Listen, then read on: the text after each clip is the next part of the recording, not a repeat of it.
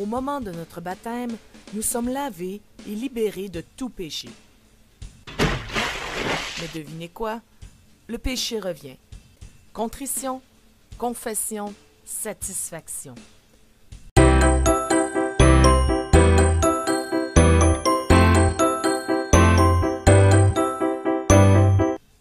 Alors que pouvons-nous faire? Heureusement, nous pouvons compter sur la miséricorde de Dieu, car Dieu seul peut nous pardonner et nous libérer du péché. Dieu nous a donné un lieu de guérison. C'est notre Église catholique. Je vous préviens, j'ai qu'une heure. Alors maximum un péché par personne, c'est clair? Tu pries l'Esprit Saint de t'aider pour mieux voir ce qui t'a conduit au péché. Un moment de prière avant de se confesser fait partie de la démarche.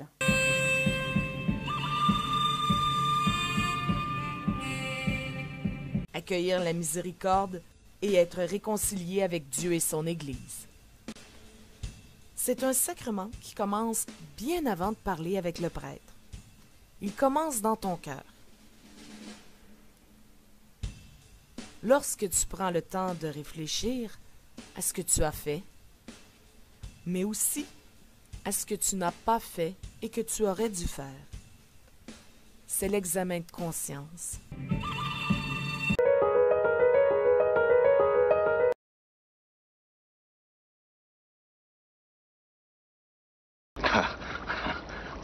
Votre Éminence, ça fait si longtemps. Bless me, Father, for I have sinned. De votre confiteor. Je ne me rappelle plus. Alors commencez votre confiteor. La confession? Enfin, il y a 2 mois, alors que vous portiez des œufs dans un panier, je vous ai battu avec un bâton.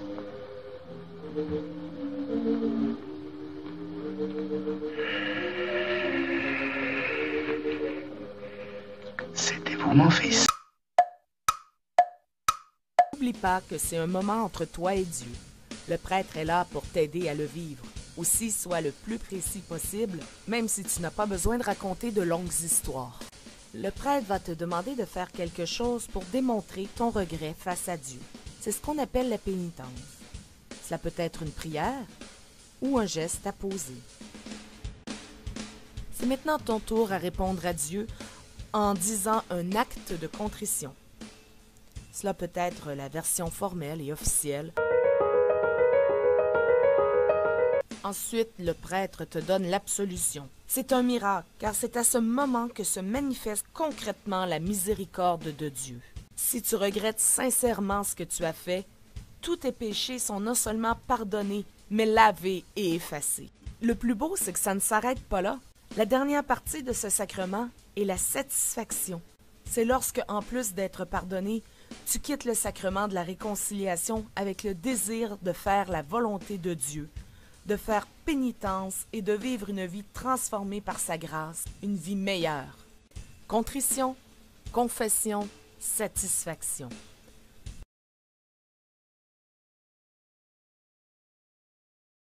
Comme une grande caresse du ciel, elle remplit mon cœur. L'Église nous dit d'aller nous confesser au moins une fois par an. Mais nous pouvons y aller plus souvent si nous le voulons.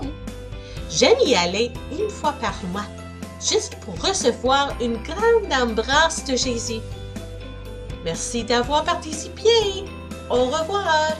Ce sacrement n'est donc pas une simple énumération de nos péchés.